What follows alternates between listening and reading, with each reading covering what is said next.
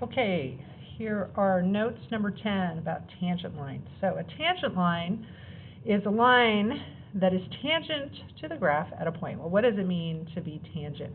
So it just touches the graph at that point. So one way to kind of think about this is a tangent line is like a skateboard, and you're going to be skating on this hill. So if I put my skateboard on the hill, it's going to be like this. And then as I move along, actually this is sticky on the bottom. Let me cut off the sticky part. So as I move along my skateboard, as I move it along, in order to stay in touch with the ground, I have to change my gradient or change my slope. So as I move it along, and I should have gotten something that slides better, as I move it along, in order to stay in touch with the hill, I have to kind of rotate around. So notice what's happening to my skateboard. And then once I tip over the top, then I come down this way, and I come down, and again I'm going to have to rotate around. My skateboard's a little big for right here, and then back up again. Okay, so imagine a little skateboard going up and down the hills, or a snowboard perhaps. A snowboard actually physically maybe makes more sense because a skateboard would have wheels on the bottom. Okay, so a snowboard, you'd be standing in the middle. Here's your center of gravity, and your center of gravity is going to stay connected to the slope of the hill. Okay, so every time I move this along, notice I'm getting a different straight line segment next to the hill. I keep having to rotate. Every time I move, I have to rotate a little bit more to get more of my, if it's a snowboard, more of the surface of the bottom of my snowboard attached to the hill. Okay, so I move it up. Notice I have to change my slope of my line. Okay, so this is my tangent. So a tangent touches the graph at that point. So if you think of it as a snowboard, the center of gravity of the snowboard has to be touching the line. So you want your snowboard to be touching right underneath where you're standing on it. Okay, it does not cross through the graph. Okay, so I don't want to turn like this because I'm buried in the snow. Okay, and if it's a skateboard, well, a skateboard can't go into the ground, so that's not allowed. It has to stay on the surface. Okay, it can cross the graph at another point. So notice when I went down here, it kind of had to cross, but so that would be a little hard to do on this side snowboard. I need a smaller snowboard in order to do that curve. Okay, but it is okay as long as that point, it's just touching once at that particular spot. All right, so using this definition, which points above have correct tangent lines drawn? So which one would be considered a correct tangent line? So if I put my snowboard right there, you can see I am touching just right there, and I'm not crossing over the line. I'm just snug onto the surface of the hillside. So A is a correct tangent line. So using this definition, which points above have correct tangent lines? A is a tangent line. Okay, let's try B. B, it touches at a point, and it's just nice and snug there on the hillside, so B is correct. Okay, down here to C, in order to make that turn, look what happens to my snowboard. In order to make that turn, it ends up sort of flattening out there. So we could go to Upside Down World. Those of you who are Stranger Things fans, we can go upside down here. And notice I'm touching just at that point. Okay, if I was snowboarding in the Upside Down World, I would come down and I would turn, and there it is, and then I would keep turning and keep going.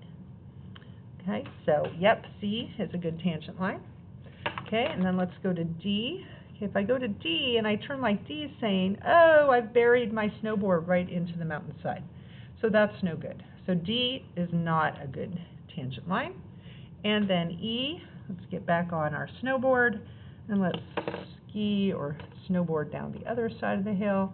And I come down here to point E. That dotted line, nah. This is what the tangent line should look like. That dotted line, see how it's cutting into the mountainside? I just buried my snowboard into the mountain. That's no good. Okay, so D and E are no good. So just A, B, and C have correct tangent lines drawn. All right, on the graph to the right, draw a short tangent line at each of the labeled points. Okay, so here at point A, I'm going to take my little snowboard, and I want my center of gravity just touching at point A, and then I can draw my line. Notice this is kind of wibbly, so I'm going to get my usual straight edge, and I'm going to put it at point A. That's like my balance point, okay, and then I can draw my tangent line. It's just touching at point A. Okay, so there's my tangent line. And then at B, I'm going to come up here. I want as much of my snowboard touching at point B. That looks pretty good. Draw in my tangent line at B. And then at C, I need to move my snowboard. I want as much of my snowboard as I can. Nice resting on point C, touching at point C. Draw in my tangent line. Oh, I got to rotate around. I got to go over the top of the hill here. Okay, so I'm right there, the top of the hill. There's my tangent line. Now I'm coming over the hill, and center of gravity of my board right there. Now keep going, and I want my center of gravity right on that point. There's my tangent line, and then the last one. There's my tangent line. Okay, touching right there. Okay, so I don't want my snowboard going into the hillside. All right, which tangent lines have a positive slope? Okay, so remember positive slope or positive gradient goes like that. So if I look at my lines, the one at A does. The one at B is still going up. The one at C is going up. Now at D, notice what happened. It flattened out. In order for me to go over the top of the hill, I had to get flat for a second. Okay, if I took my little snowboard, in order to cross over the top, it flattened out. My snowboard had to flatten out. It had to go straight for a second before it tipped over to the other side. So that is neither positive nor negative. When we have a horizontal line, we say the slope is 0. So that's over here, number 3. Where is the slope 0? At point D. So now we're going downhill. So here, notice my slope of my line is negative. So E is negative. Keep going. F is negative. And G has a negative slope. Okay, over what interval is the graph increasing? So that means, where are the function values getting bigger? They're getting bigger. They're increasing. They're getting bigger. So I'm going up, up, up, up, up to up here, and then I start going down, down, down, down, down. So we say we're increasing from here up to here. So this implies, when it runs off the edge of the graph, this implies that it goes on forever. So the interval on which it is increasing is from here all the way to point D, and I should have had a highlighter for this. So it's increasing from here all the way up to point D. D is at x equals 1. So the interval at which the graph is increasing, that's when x is less than 1. So when x is less than 1, I'm increasing. So from here all the way up to here, I'm increasing. Now, where am I decreasing? Well, as soon as I've passed over that, I'm then going down. My function values are going down. They're decreasing. So when x is greater than 1, I'm now decreasing. When x equals 1, I'm not increasing, I'm not decreasing. I'm just sort of, standing still. Okay? So when the slope of the tangent is positive, what do we notice? The graph is increasing. Okay, so when we were positive slopes, A, B, and C, notice our graph is going up. The graph is increasing. When the slope of the tangent is negative, okay, E, F, and G, what's happening there? What's happening there is the graph is decreasing. The function values are going down. It's decreasing. And then when the slope of the tangent is 0, the graph is neither increasing nor decreasing. So we say that it is standing still.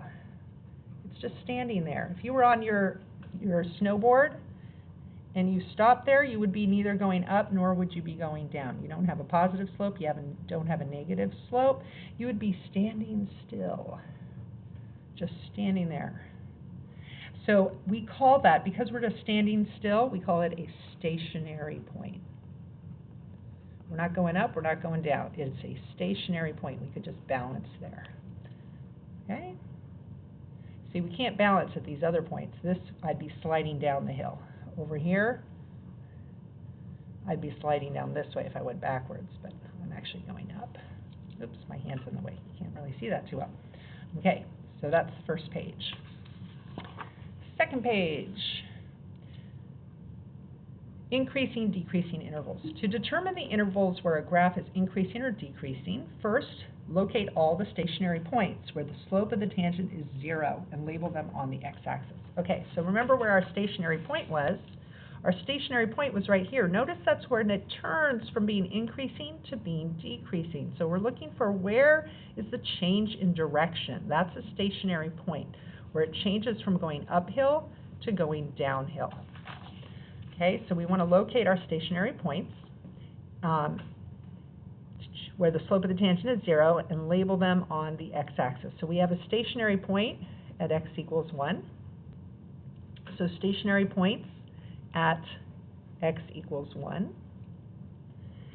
The x-axis is now broken into intervals. Okay, so if I put like a dashed line here, the tangent lines that would be drawn in each interval. So notice I've cut my graph into pieces here. I have this piece and I have this piece. If they have positive slopes, write a little up arrow, and if they have negative slopes, write a little down arrow. Okay, so if I'm looking at this side, am I increasing or decreasing? I am decreasing. So I'm going to put a little downward facing arrow. I am going down. And on this interval, I'm increasing. I'm going uphill. My slope is positive. I am increasing. Okay, so notice when the slope of the tangents is negative, I'm decreasing. And then over here, I turn. There's my stationary point right there. I am increasing. So where am I increasing? So I need a little more room here. What interval am I increasing? Well, I start increasing right here. So when x is greater than 1 is where I'm increasing. And then the decreasing is on the other side of that when x is less than 1. Okay, the next one. Do I have any stationary points? Okay, where the tangent would be 0. So if I take my little snowboard and I go, or my skateboard, I go up the hill, bam, there's my stationary point. Okay, notice that's also a global maximum. Over here, notice my stationary point was a global minimum, and that's a stationary point where I'm changing directions. So notice I'm changing directions right here. So stationary point at x equals -2. So that's like my dividing point on my graph. That's telling me where the change is from increasing to decreasing.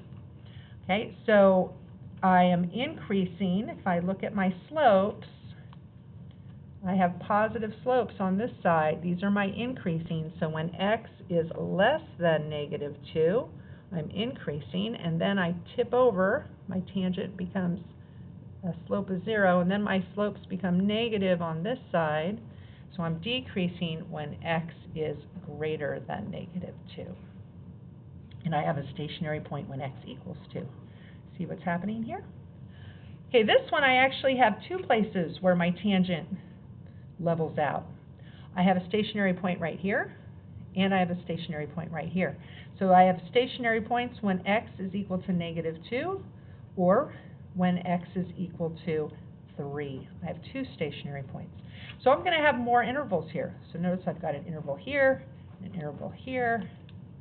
So I actually have 3 sections. I'm increasing, then I'm decreasing, and then I'm increasing again.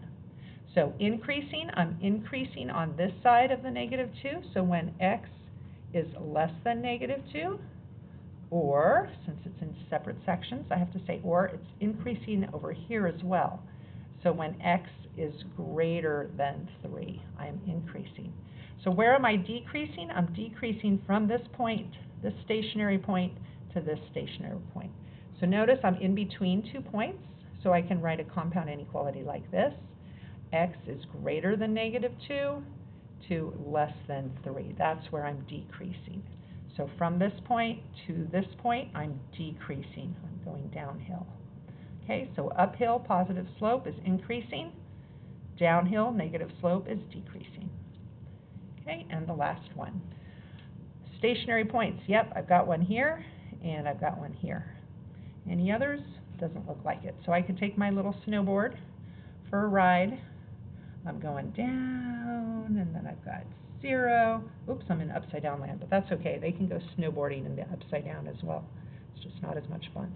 And then up, and then I level out so that I can make the turn and go back down again. Okay, so stationary points at x equals -1 or at x equals 4. So then I have to identify where am I increasing. I'm only increasing in this section. This is my only increasing section. That's where my slopes are positive. So I'm increasing between -1 and up here, 4. Okay, I'm increasing from here to here. So in between -1 and 4 is my increasing. And my decreasing is in 2 sections.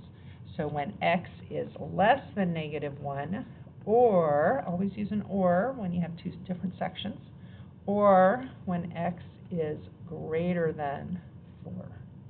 Okay, so the stationary points, they determine, they show us where the slope is 0, where I flatten out, where my, oh, I lost my snowboard, there it is. When my snowboard ends up being flat on the ground.